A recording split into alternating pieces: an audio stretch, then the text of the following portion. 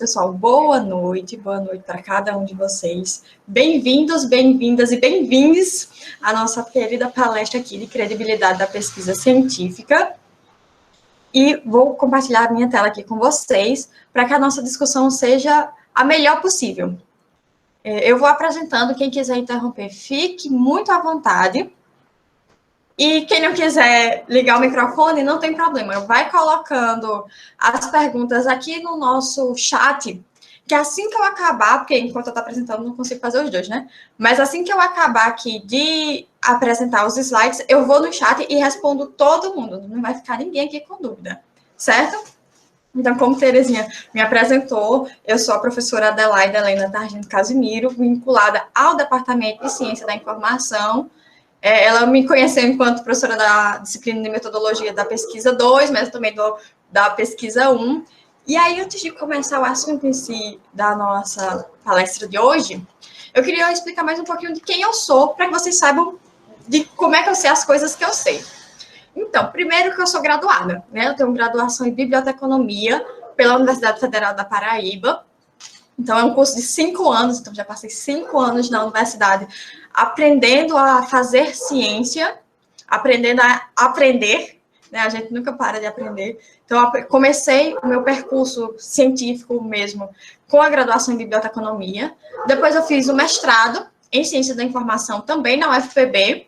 E agora eu faço o doutorado, ainda em andamento, né? Qualifica esse ano, em ciência da informação também na UFPB. Em outras palavras, eu sou basicamente uma My Little Pony, muito aficionada por livros, por palavras, por letras, por conceitos, por conhecimento. Sou uma grande fã das palavras, sempre gosto de me apresentar dessa forma.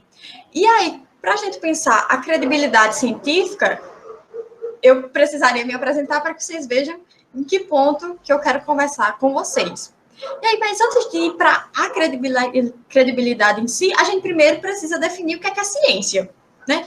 Não sei os níveis de todo mundo aqui, mas a gente precisa deixar a nossa linguagem comum, equilibrada. Então, o primeiro ponto que a gente precisa nivelar aqui do nosso conhecimento é o que é ciência, que é esse conhecimento científico.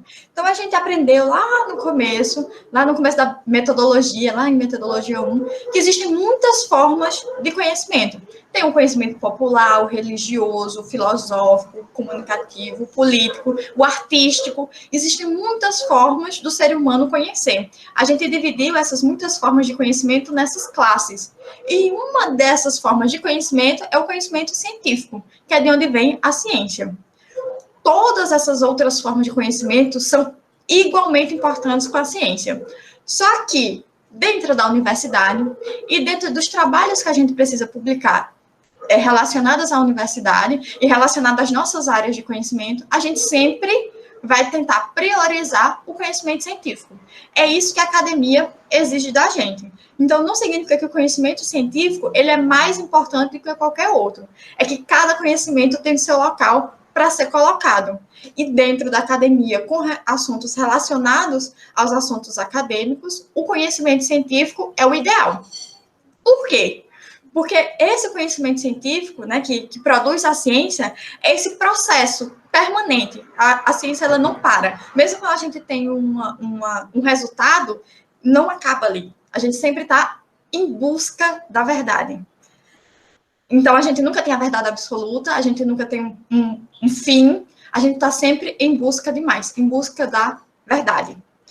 Da gente identificar erros sistematicamente e produzir correções para esses erros. É a gente ver algo com um olhar um pouco mais racional, a gente deixar os nossos sentimentos um pouco mais de lado e ver com razão como é que a gente pode resolver aquela problemática. O tempo inteiro, a gente, enquanto cientista, está olhando o nosso mundo ao redor e tentando identificar quais são os problemas e como é que a gente pode resolver. Nós somos, basicamente, tentamos ser super-heróis. Onde é que tem um problema, como é que a gente faz para resolver?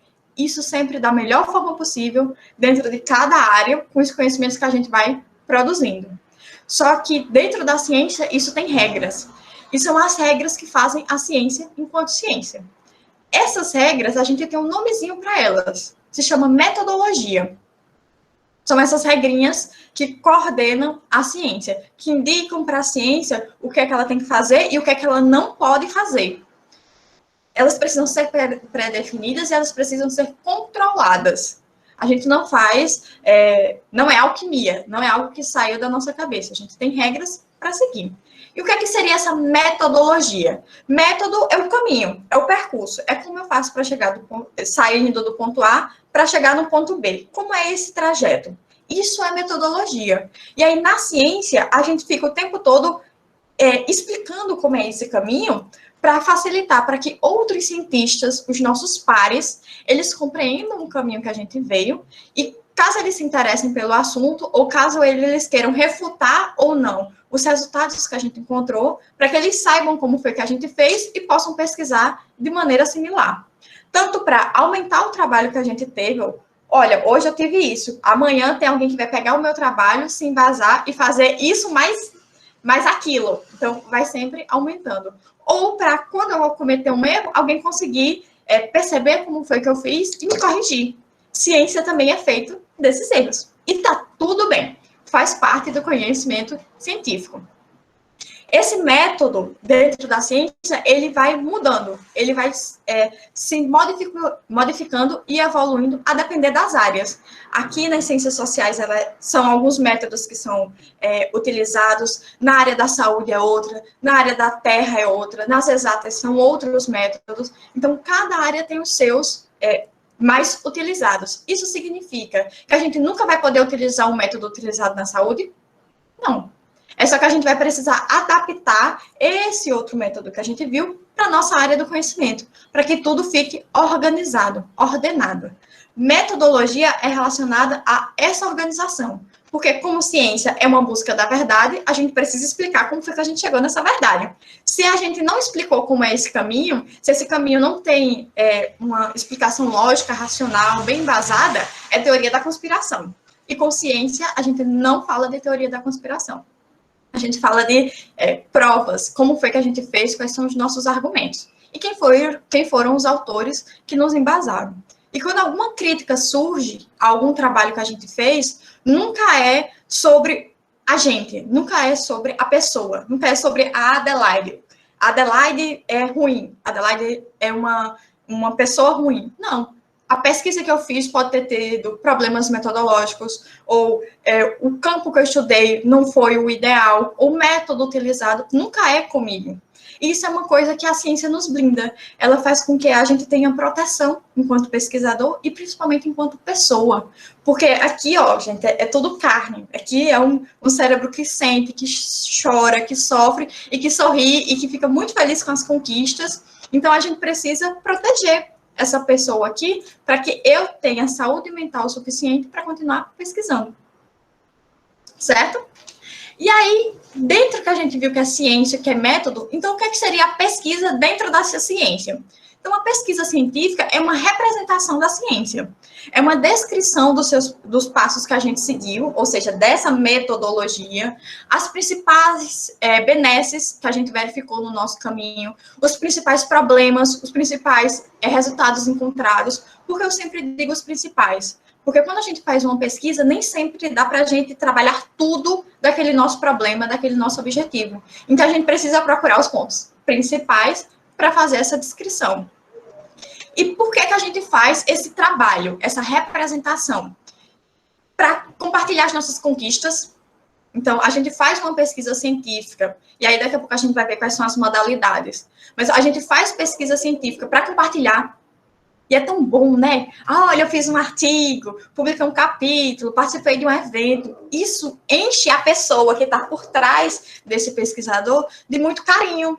A gente se sente mais humano, a gente se sente reconhecido.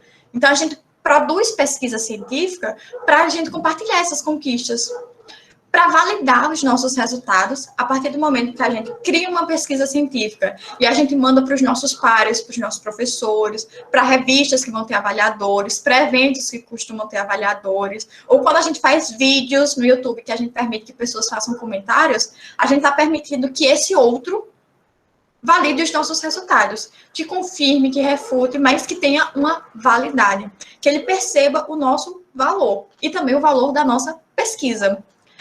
Também, e essa parte é muito importante, para garantir os devidos créditos para as nossas descobertas. Então, se eu descobrir algo muito importante, ou as minhas análises são de grande valia, a pessoa que for utilizá-la no futuro, ela precisa dar o crédito a mim. O trabalho foi árduo. Quantas vezes a gente não sofre, não chora, passa noites em claro para escrever alguma coisa? Os créditos precisam ser dados a mim, foi um trabalho árduo. E a vida de pesquisador nem sempre é voltada para a parte financeira. Quando a gente escreve um artigo, a gente não está pensando em ter que as pessoas vão comprar esse artigo da gente diretamente, né? Mas quais são os benefícios, enquanto pessoa importante, que aquele artigo vai fazer com que eu tenha, né? As pessoas vão me conhecer e elas vão gostar do que eu escrevo e elas vão continuar me buscando. Então, garantir esses devidos créditos é muito importante. E é por isso que a gente faz pesquisa científica. E também para prever, e essa parte é importante, quando a gente faz projetos, por exemplo, para prever e criar os alicerces para pesquisas futuras. Então, a gente compartilha as conquistas feitas em trabalhos hoje, valida esses resultados, garante os devidos créditos, mas às vezes a gente tem ideias de pesquisas que a gente quer fazer no futuro. Então, a gente precisa prever o que é que a gente vai precisar para fazer esse trabalho, quanto que a gente vai gastar, quanto de financeiro a gente vai precisar investir para poder que essa pesquisa exista. Então, a gente faz pesquisa para fazer novas pesquisas. Então, a gente faz a pesquisa hoje para que a gente tenha base suficiente para criar pesquisas no futuro. Vocês fazem o curso de Direito hoje para que no futuro vocês possam pegar esses conhecimentos que vocês estão adquirindo e aplicar no cotidiano, aplicar em novas pesquisas, aplicar na profissão de vocês no dia a dia. Então, a gente sempre cria pesquisa para criar mais pesquisa. É um ciclo quase que vicioso. E também a gente faz pesquisa científica para solicitar financiamento. Fazer pesquisa, fazer ciência, principalmente no Brasil, e principalmente no atual governo, é a gente lutar por um viés político. Fazer ciência não é barato. A gente está em uma universidade pública, gratuita e de qualidade, mas ela é gratuita diretamente para nós. Mas quantos de impostos a gente não paga para ter essa universidade pública gratuita e de qualidade? Quanto que a gente precisa para que tudo que compõe a Universidade Federal do Rio Grande do Norte continue funcionando para que a gente consiga utilizar? Então, a gente precisa de financiamento. Não existe pesquisa, não existe ciência sem financiamento. Não dá para a gente viver do sol. Hoje eu estou aqui com vocês, com muito gosto, mas eu tenho a minha energia, eu tenho a minha internet, eu tenho que comer, eu tenho que me vestir. Então, isso, eu vivo da ciência e para a ciência. Vocês estão fazendo graduação porque vocês almejam, pelo menos eu acredito que a maior parte almeja algum tipo de retorno financeiro. Isso faz parte da ciência. A gente faz ciência para que a gente tenha algum tipo de retorno. E, às vezes, a gente precisa solicitar esses tipos de financiamento de instituições públicas, de instituições privadas, nacionais ou internacionais. Então, a gente faz pesquisa científica para a gente valorar a ciência, para que a gente consiga solicitar esse financiamento quando necessário. E é sempre necessário, tá?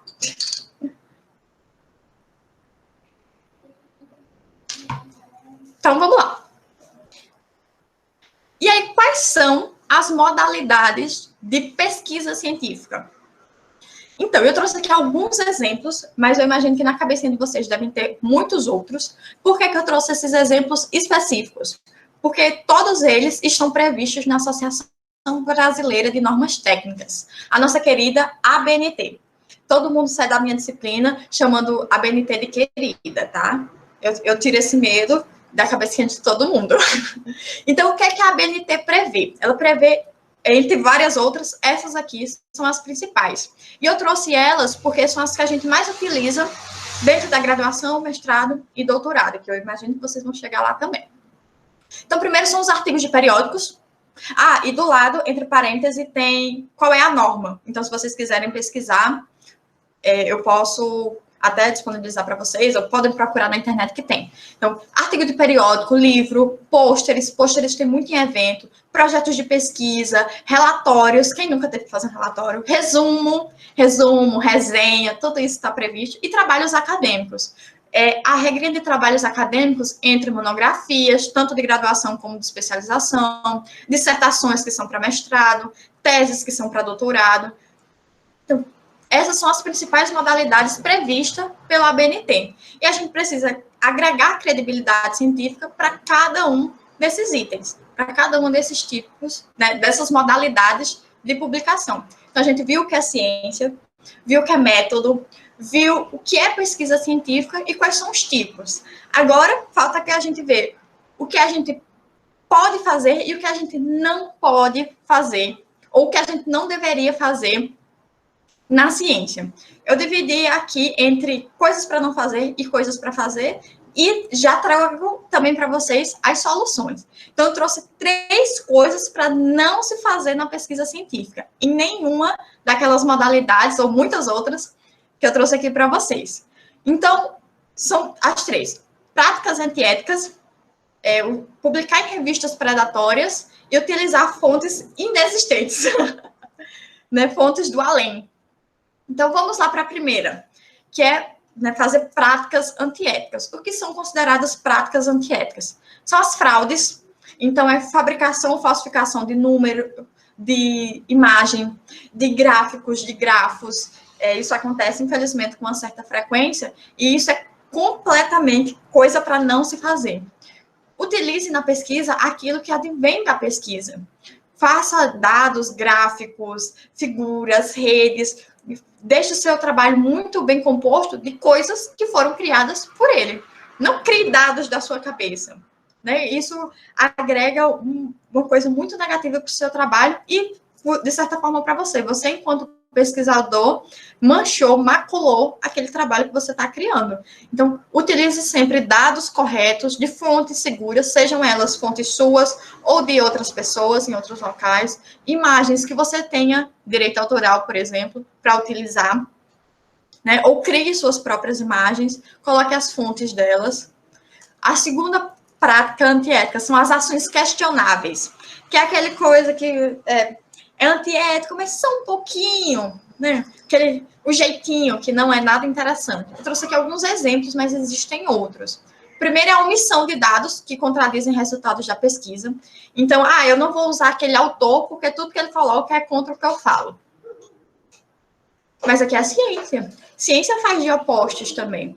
Você não tem argumentos suficientes para refutar o que o autor falou, então a sua pesquisa está errada. Né? Então, não é que você vai colocar dados errados, é que você vai omitir que esses dados existem. Vai fingir que eles nunca apareceram. É mais ou menos como, ao invés de colocar a contagem total de mortes por Covid, você coloca o placar dos curados. Né? Você não está apagando os dados, você não está eliminando, você só está omitindo. Ou deixando ele bem pequenininho para que ninguém encontre. Então, isso é uma ação questionável. É algo que pode ser adaptado e melhorado, mas é uma ação questionável. A segunda forma que eu trouxe para vocês é o fatiamento, que vocês vão encontrar muito em trabalhos, se vocês forem procurar isso, de salame science. Que é o que? Você pica bastante a pesquisa para que as pessoas não consigam compreender como que você começou, como que você terminou, como foi que você utilizou o método. Ou seja, daquela partezinha que eu expliquei para vocês, que metodologia é sair do ponto A ao ponto B, ao invés de você explicar o caminho todo, você vai explicando partezinhas até que a pessoa não vai entender muito bem como foi que você fez. De tão fatiadinho que está. Né? Fica uma pesquisa meio... Os dados são corretos, a metodologia está, né, de certa forma, correta, porque ela está toda lá, mas fica truncado as informações, justamente para dificultar o entendimento do seu leitor e dos seus pares. Então, ninguém vai entender muito bem se você acertou ou se você errou. Tem gente que também gosta de fazer esse fatiamento jogando conversa fiada, enchendo linguiça, coloca tanta palavra difícil no meio, que aí ninguém vai entender o que falou no parágrafo e segue em frente. Ninguém vai saber também se você errou ou se você acertou. Né? Isso é uma ação questionável. É aquela que está muito errada, mas está errada ainda.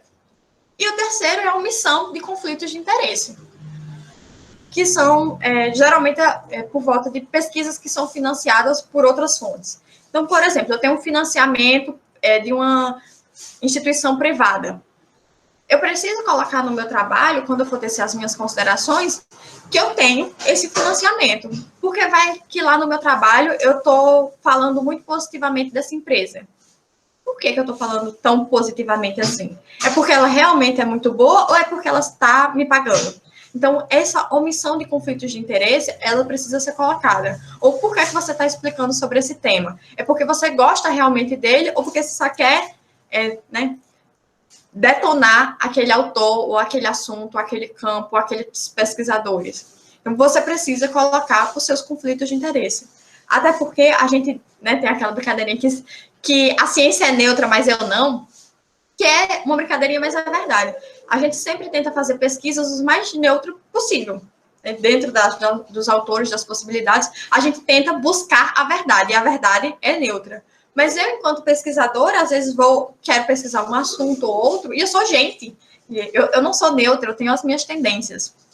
Então, a gente precisa sempre explicar essas nossas tendências para que o nosso leitor leve em consideração isso na hora de ler o nosso trabalho. É importante para ele também, e também para os nossos pares. E temos a terceira prática antiética, que são as falsidades autorais. Plágio, autoplágio, atribuição indevida de autoria, citações indevidas também. Então, o que seria o plágio e o autoplágio? É você copiar, o plágio, é você copiar algo de outra pessoa e não citar a fonte. E o autoplágio é você ficar se citando o tempo inteiro, como se você fosse a última bolacha do pacote, como se fosse o autor sempre mais importante. É errado se autocitar? Não. Às vezes, realmente, você tem um conceito que é relevante ou dados de uma pesquisa anterior que são importantes para a pesquisa atual, como se fosse um complemento. É importante se autocitar, né? Você precisa se autopromover também.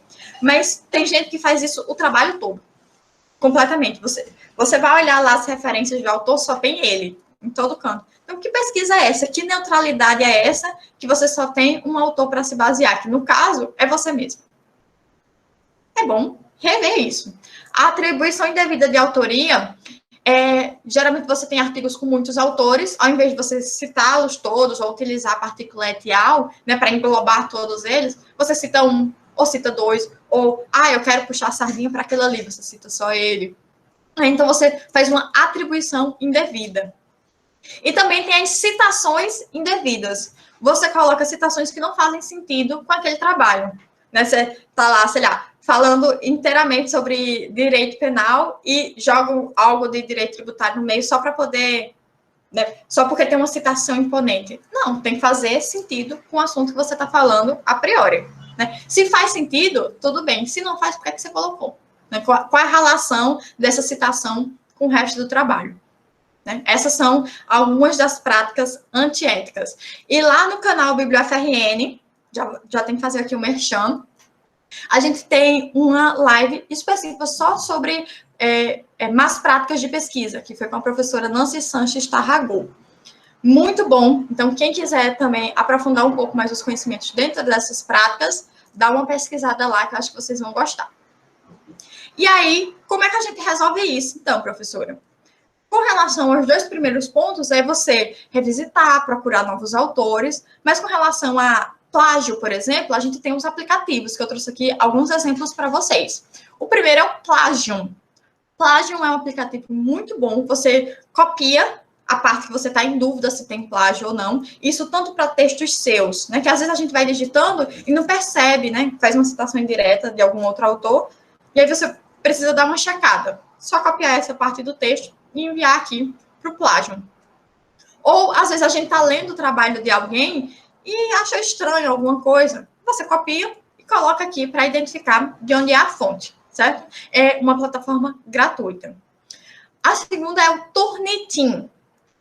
Turnitin é pago, Eu trouxe equilibrado. O Turnitin é pago, mas eu acho, por exemplo, a qualidade dele muito melhor do que o Plagium. O Plagium também tem uma parte de paga e a outra gratuita, mas eu acho que o Turnitin, se for para pagar, ele é melhor. Só que o Turnitin, eu utilizo ele para trabalhos que eu considero mais sérios. Então, artigos que vão para revista, TCC, monografia, especialização, essas coisas, eu acho o Turnitin mais seguro. Se você tem dúvidas, manda para lá. Eles fazem precinhos camaradas.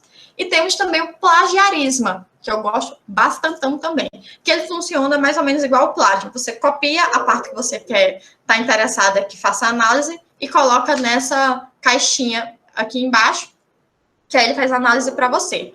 Ou ele também tem essa função, você consegue, né, fazer o upload do seu documento. Eu quero que ele analise esse doc aqui, ou esse PDF. Aí ele faz essa análise também de forma gratuita. É muito bom. Então, para dirimir um pouco essas práticas antiéticas, primeiro faça citações corretas, tente não fatiar, não maquie seus dados, coloque sempre o mais próximo da verdade possível. E, se você tem alguma dúvida, vai nos aplicativos. O aplicativo te ajuda. Se você está com essa dúvida, eles vão conseguir, né, te levar para um caminho mais seguro. A nossa segunda coisa para não se fazer na pesquisa científica é publicar em revistas predatórias. E aí, ainda bem que eu achei essa figurinha, porque eu achei ela maravilhosa. O que são as revistas predatórias? São aquelas que publicam trabalhos que não passam por uma avaliação acurada para a área. Elas geralmente são pagas, tanto para quem vai publicar na revista, ou seja, se eu quero publicar um artigo, eu tenho que pagar, quanto para aquela pessoa que vai acessar o material. Então, se eu quiser ler, eu também tenho que pagar para acessar o material. É grande parte, não são todas. Tem muitas revistas predatórias que são gratuitas, por exemplo. Elas não passam por avaliações de instituições sérias, que regulamentam os periódicos, por exemplo, o Qualis, da CAPES, ou quando tem, é numa pontuação muito baixa. É uma revista que não tem um score muito alto. E o que é que tem de problemático nessas revistas predatórias? Como elas não passam por avaliação, qualquer artigo pode ser publicado nela. E a ciência, ela não se faz de qualquer coisa. Ela precisa ser analisada, precisa ser aprovada pelos pares, precisa verificar se a sua metodologia está correta, se ela vai contribuir com a área ou não. Então, uma avaliação de uma revista séria, ela é feita minuciosamente. Por isso que nem todo mundo consegue publicar lá. Mas as avaliações costumam trazer indicativos. Olha, se você quiser melhorar seu texto, você consegue publicar aqui novamente. A revista predatória, não. Ela só quer saber do nosso dinheiro. Ou do dinheiro do outro. Então, elas publicam lá de todo jeito, só para ter publicação. Inclusive, os sumários de revistas predatórias costumam ser longuíssimos. Porque todo mundo que manda é aceito, então deixa lá publicar. Isso não é bom, porque todo o esforço que a gente teve que ter foi em vão, que a gente teve, não foi avaliado, não foi aprovado. Como é que eu sei se eu estou indo no caminho certo ou não? O que é que eu preciso melhorar? Esse tipo de revista não vai trazer isso. E aí, eu também trago como que vocês não vão cair mais nessa. Aqui eu trouxe um exemplo de uma revista que me mandou um e-mail solicitando, gostamos muito do seu artigo tal. Isso é um artigo que eu publiquei lá em 2016.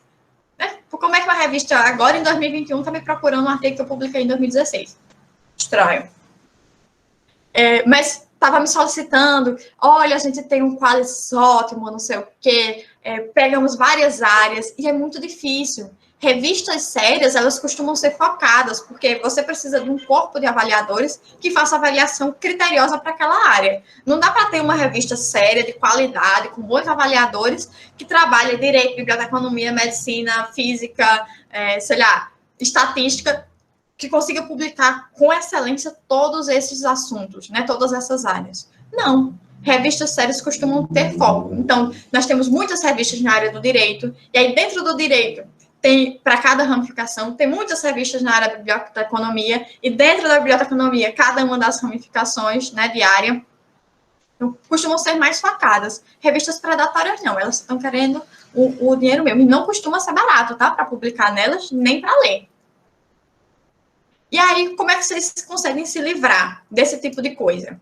Primeiro, confere lá, o Qualis, né? Aqui eu coloquei até o link para vocês, da plataforma Sucupira, é uma plataforma ligada à CAPES, né, ao Ministério da Educação, onde você coloca o título dessa revista e ela te indica qual é o ISSN, que é um código muito importante que toda revista tem que ter, que toda revista aqui no Brasil tem que ter.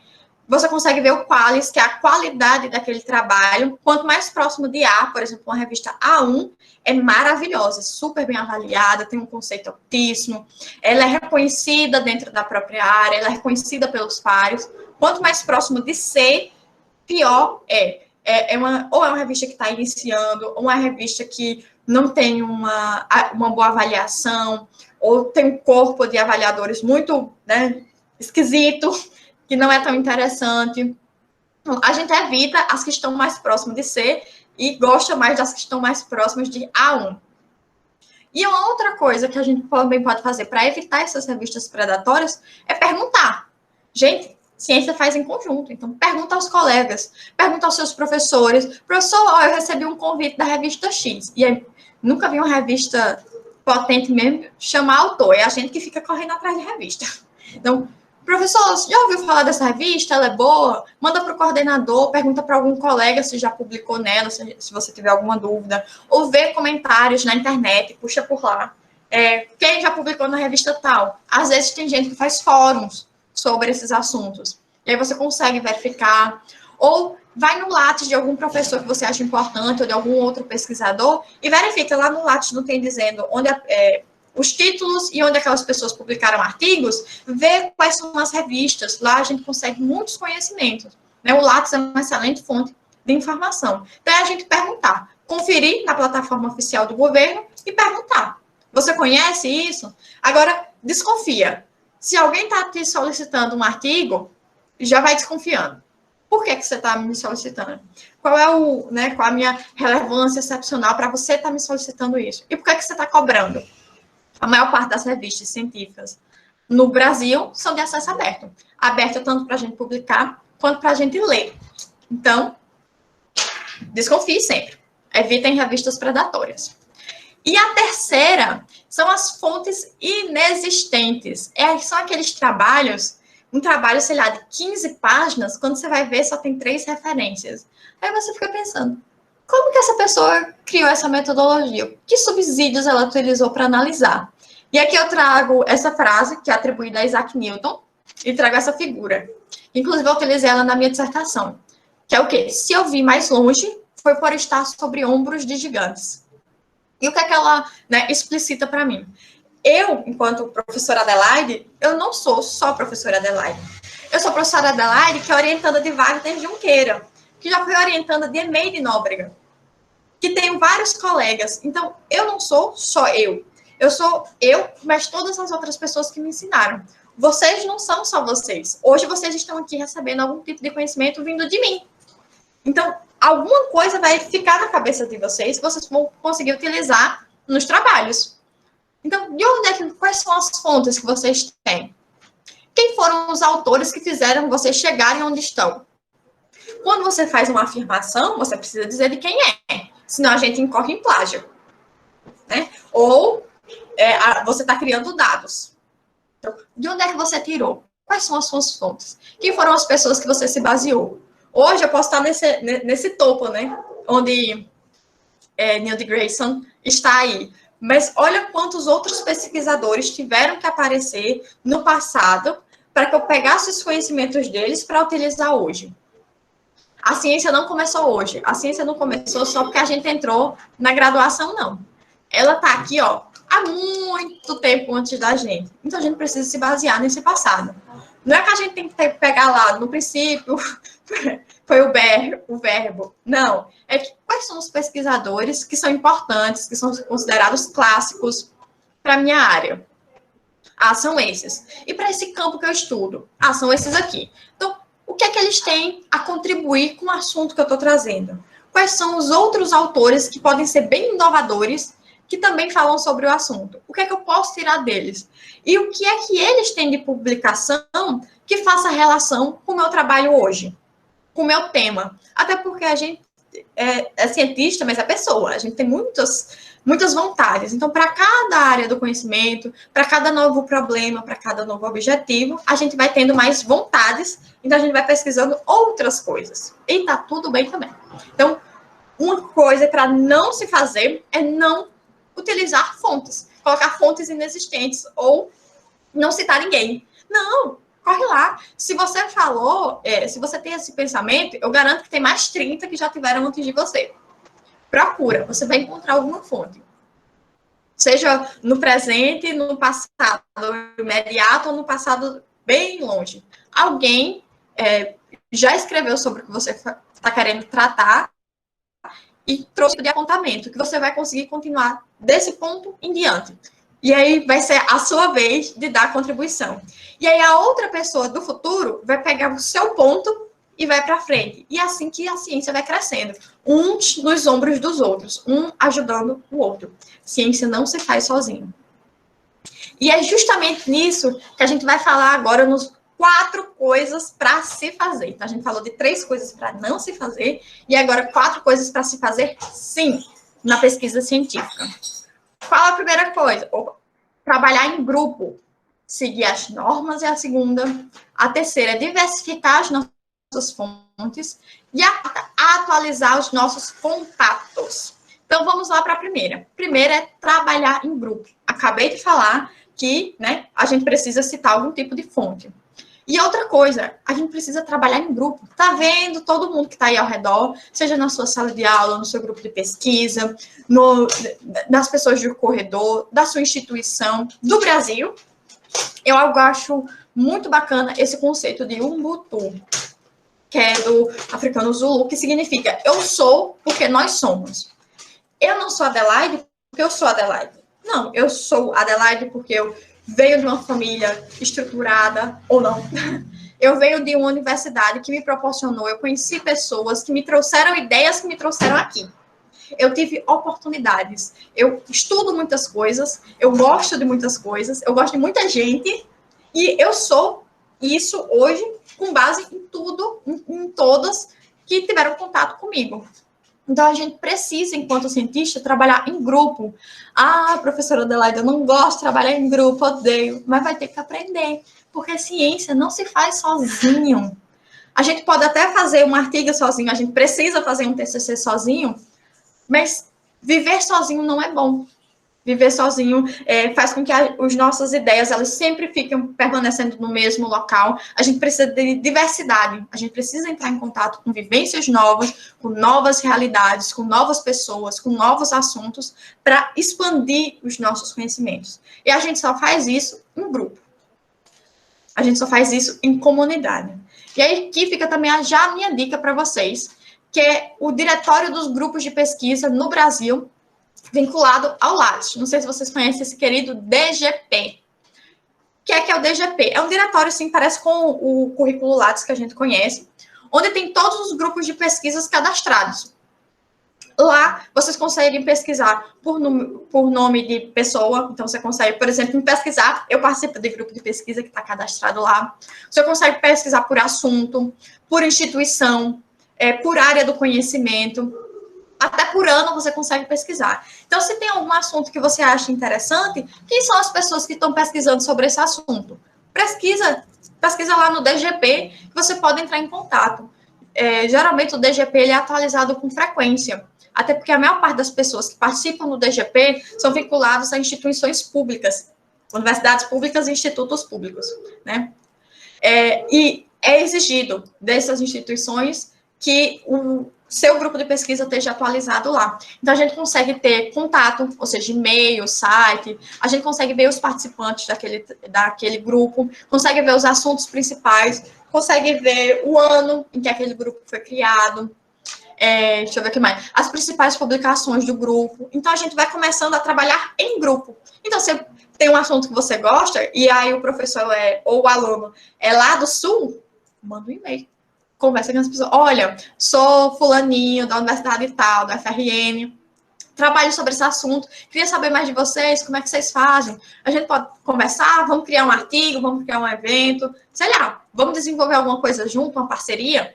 Ciência faz em grupo, ciência não se faz sozinho, pelo menos não a maior parte das vezes. Né? Claro que às vezes a gente precisa de um pouco de solitude para pensar naquilo que a gente realmente quer, mas no geral a gente faz em grupo.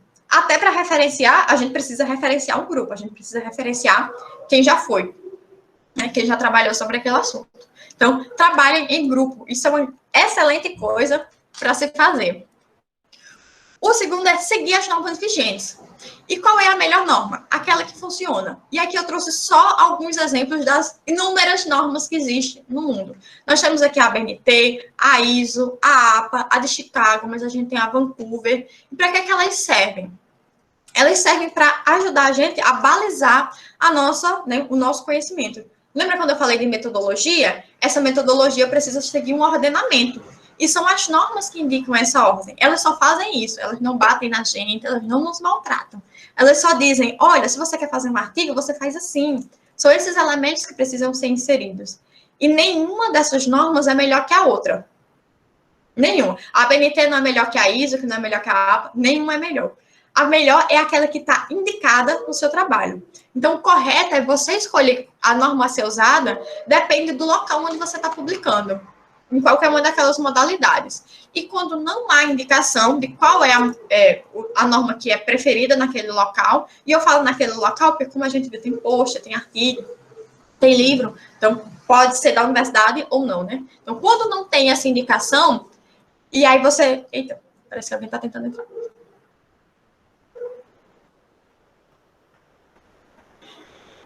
Quando não tem essa indicação, a gente pressupõe que seja a ABNT a norma escolhida. Por quê? Porque a ABNT é da Associação Brasileira de Normas Técnicas, então, quando não tem nenhuma orientação, não sei qual é a norma que utiliza, a gente utiliza a ABNT, que pode ser qualquer uma daquelas que eu mostrei para vocês agora há pouco. E aí, como é que vocês conseguem organizar isso de uma forma mais fácil? Primeiro, venham assistir minhas aulas, né? Vou dar disciplina no semestre que vem, me aproveitem.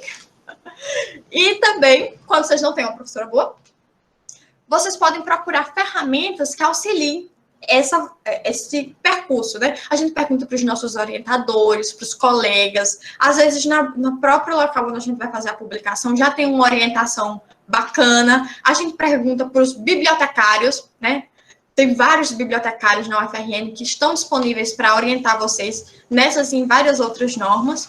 Ou, aí aqui é a minha primeira dica, a gente utiliza o MOR. MOR é da UFSC. Ele já está habilitado na nova norma de referência, a que foi atualizada agora em 2020. Então, o MOR pode ajudar vocês a fazer referências, por exemplo, com o padrão ABNT e de qualidade. É só Ctrl+C, Ctrl+V no seu trabalho. Isso já é uma forma de você seguir a norma vigente.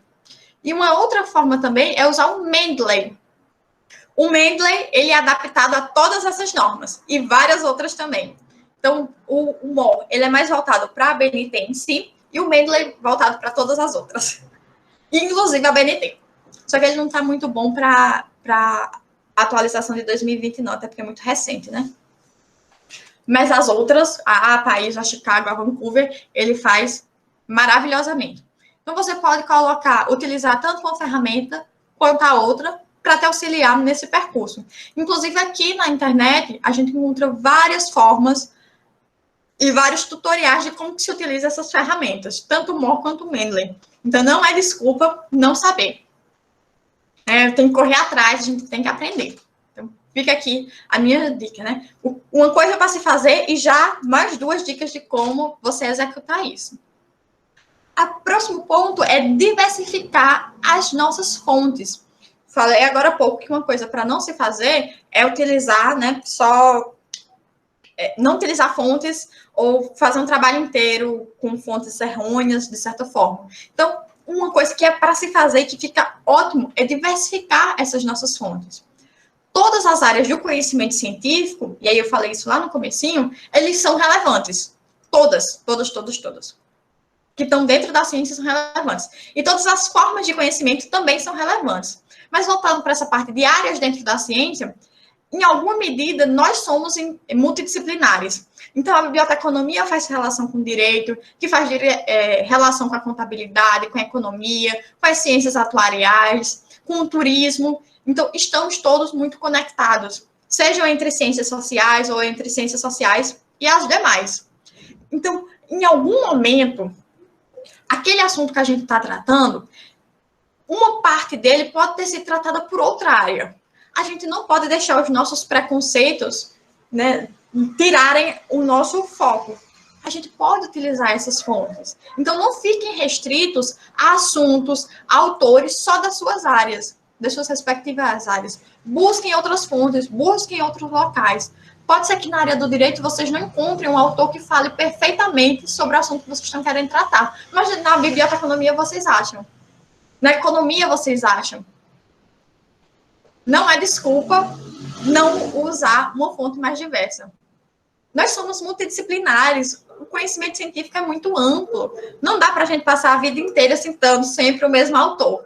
Tem outros caminhos, outras coisas. E quem sabe, quando você estiver lendo essas outras coisas, ou quem sabe quando você estiver lendo algo de literatura divertida, você não tem aquele estalo, aquela ideia. Descobre algo inovador e que pode ajudar tanto o seu próprio campo, quanto esse outro campo que você está utilizando. Então, diversifiquem as fontes de vocês. Ampliem os horizontes. A gente não é só o curso de graduação, a gente é isso e muito mais. E aqui eu também, né, eu trago o que é e já trago como é que vocês fazem. Como que foi que eu trouxe para vocês de como é que vocês fazem? Eu trouxe algumas fontes, 4 fontes, se eu não me engano. O Cielo, o Periódicos CAPES, e já deixo os links para todo mundo. A Elsevier e a Scopus. Nenhuma dessas 4 bases são voltadas para algum assunto específico. Elas são gerais. E isso para a gente é riquíssimo, porque a gente precisa ampliar esses nossos horizontes. A gente não precisa ficar restrito à nossa área. O Cielo é de acesso aberto, então basta vocês colocarem esse link, que vocês conseguem ter acesso a todo o volume deles integral, todos os documentos que eles têm. E eles têm livros, têm artigos de periódicos, têm artigos de eventos, tem muito material bacana, lá disponível, gratuito, 100%. E temos o Periódicos CAPES, Elsevier e Scopus, que eles são um pouco mais restritivos, mas como somos de universidades públicas, gratuitas e de qualidade, a gente tem uma facilidade, que é o quê? Utilizar o Periódicos CAPES de modo integral, mesmo na nossa residência. Então, a gente pode utilizar o CAF ou café, vocês podem colocar café, C-A-F-E, Periódicos CAPES, vocês vão encontrar na internet o tutorial de como faz para acessar. E aí, vocês utilizando esse mecanismo, vocês conseguem ter contato com 100% de todo o acervo dessas 3 bases. Elsevier, Scopus, Periódicos CAPES e muitas outras. O Periódicos CAPES é uma iniciativa do governo federal para promover a diversidade de fontes para a gente, que faz pesquisa científica.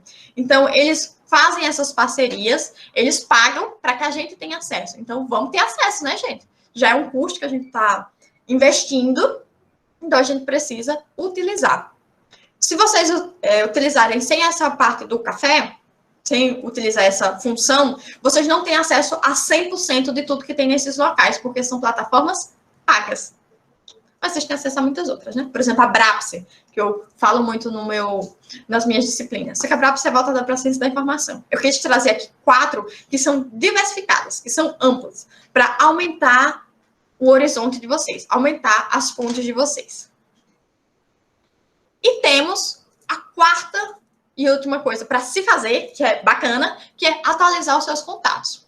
Como eu venho falando até agora, ciência é feita de grupo, ciência é feita de movimento, ciência é feita de união, ciência é evolução, é busca da verdade. Então, a gente precisa estar sempre em movimento. Para isso, é preciso que a gente esteja disponível, para que as pessoas entrem em contato conosco. Hoje mesmo eu vi a convite, mas como é que eu fui convidada? Porque a pessoa tinha meu e-mail.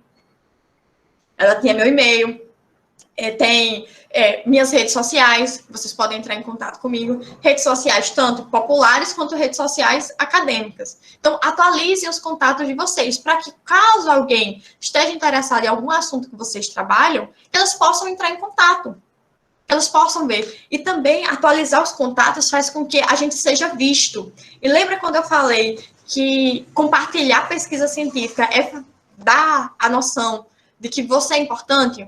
Você só é importante se você deixa isso para todo mundo ver. E atualizar esses contatos faz parte disso. E aí, a primeira forma da gente atualizar esses nossos contatos é manter o nosso currículo Lattes atualizado. É publicar, por exemplo, a palestra de hoje. Vocês podem colocar que vocês participaram, colocar as disciplinas que vocês fizeram, a participação em eventos, em lives. O Lattes já está atualizado para colocar esse tipo de informação. em publicação de artigos, de livros, tudo isso você consegue atualizar no Lattes. E aí, alguma pessoa que esteja te procurando, ou que esteja procurando o assunto que você trabalha, vai conseguir te encontrar. Então, manter o currículo Lattes é muito relevante, principalmente aqui no Brasil, porque lá fora, na maior parte das outras universidades estrangeiras, eles utilizam o ORCID ou ORCID, que é o mesmo princípio do Lattes. Você precisa colocar lá os trabalhos que você já teve, os estágios, você precisa colocar a sua formação, os trabalhos que você já publicou, os eventos que você participou. Só que isso é visto a nível internacional. Então, se eu puder dar um conselho aqui, faça, quem não tem, faça o seu ORCID, e quem não tem também faça seu Lattes, e mantenha eles dois atualizados. Uma benesse do ORCID que, infelizmente, o Lattes não tem. O ORCID, se você tiver publicações com DOI por fora, você publicou um artigo e nesse artigo tinha um DOI, o ORCID, ele é meio que atualizado automaticamente. Então, você recebe um e-mail. Olha, vimos que o seu nome foi citado em tal local. Essa publicação é mesmo sua? Se for, com um toque de botão, você já consegue atualizar. No Lattes, não. Você precisa fazer o preenchimento manual todas as vezes. Só que o ORCID é conectado ao Lattes. Então, se você fizer o Lattes e colocar seu link do ORCID lá, o ORCID consegue puxar muitas informações. Então, não dá tanto trabalho assim para a gente manter essas redes atualizadas. O Lattes dá mais um pouquinho, porque ele não é tão síncrono com as outras. Mas o ORCID não. A terceira rede social que eu queria trazer para vocês aqui é o ResearchGate, que ele serve também enquanto fonte. Lembra que eu falei de fonte agora há pouco? Então, o ResearchGate também serve como uma fonte excelente para a gente pesquisar trabalho. Então, o que é ResearchGate? É uma rede social acadêmica. Geralmente, você consegue abrir ela com o seu e-mail institucional ou com o convite de alguém que já está lá dentro. Inclusive, eu estou lá dentro, se alguém precisar. Para que ele serve? Você coloca, tal qual o ORCID e o Lattes, você coloca o seu perfil, coloca a sua foto, só que lá é mais interativo. Então, você consegue colocar os documentos integrais. Ah, eu publiquei esse artigo em tal revista. Você consegue colocar o PDF lá. Publiquei meu TCC, você consegue colocar lá. E as pessoas conseguem baixar e você consegue ver suas métricas. É uma rede social em mais movimento. Se uma pessoa precisar te fazer uma pergunta ou precisar solicitar alguma coisa, ou se você quiser também manter esse contato, você consegue. E o ResearchGate, ele é muito mais movimento. Ele é muito mais essa atualização de contatos mesmo, é muito mais união. Você consegue ter suas dúvidas respondidas, você consegue ter contato com pesquisadores, sabe, esses autores que a gente acha super importante, que a gente diz, oh meu Deus, um dia eu quero ser essa pessoa.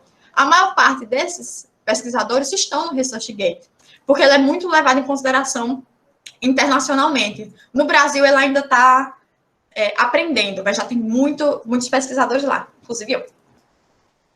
E aí, as pessoas elas estão ficando mais receptivas a esse contato. Então, se você tem algum pesquisador que você acha muito bacana, talvez ele esteja lá e ele provavelmente vai responder sua pergunta se você colocar lá. E a quarta forma da gente atualizar esses nossos contatos, esse aqui ele também faz praticamente automático, tal qual o ORCID, é o Google Acadêmico, que é o Google Escolar, né? Você também cria o seu perfil, você também coloca seus documentos, só que ele atualiza quase que automaticamente, tal qual o ORCID. Se você adicionar alguma coisa na rede, ele pergunta, você quer seu? Aí você consegue lá adicionar também.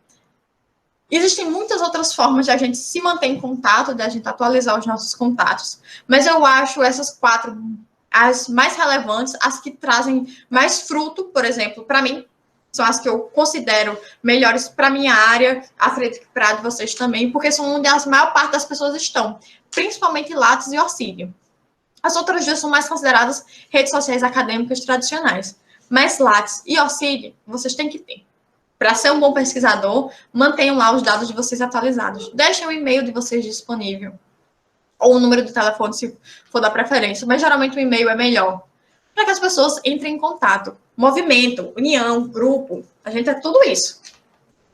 E para continuar aprendendo, porque essa palestra não precisa acabar aqui, eu deixo aqui algumas diquinhas para vocês.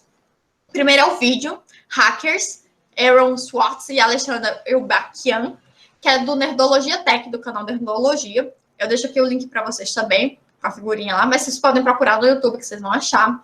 É um vídeo muito bacana sobre o movimento da ciência aberta, dessas conexões entre pessoas, dessas conexões entre revistas e desse movimento que a gente está tendo cada vez mais de manter as barreiras da ciência cada vez menores, para que a gente tenha um maior contato com a comunidade. A gente precisa diminuir os nossos muros de marfim para continuar conversando com as pessoas, de igual para igual mesmo.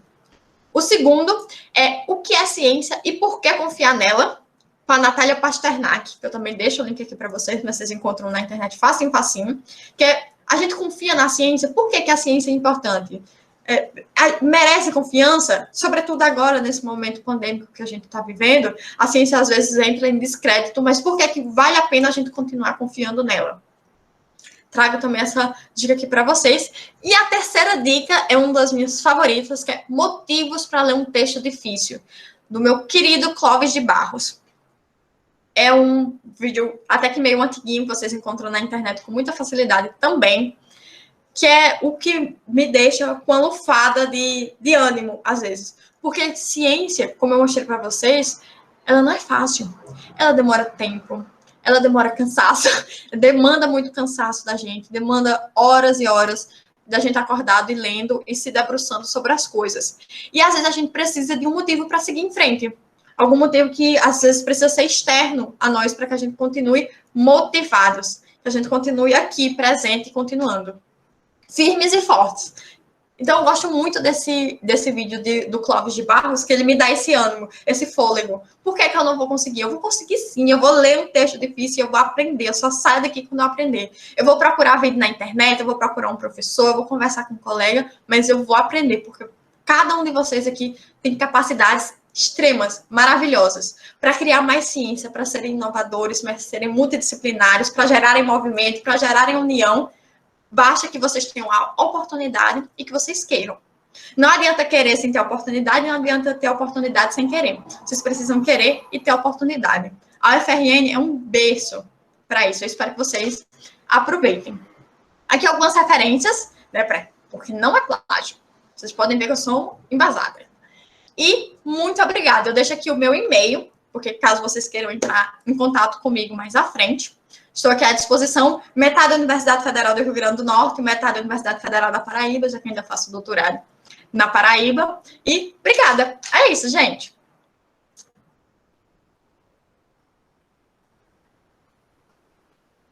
Deixa eu parar aqui a gravação.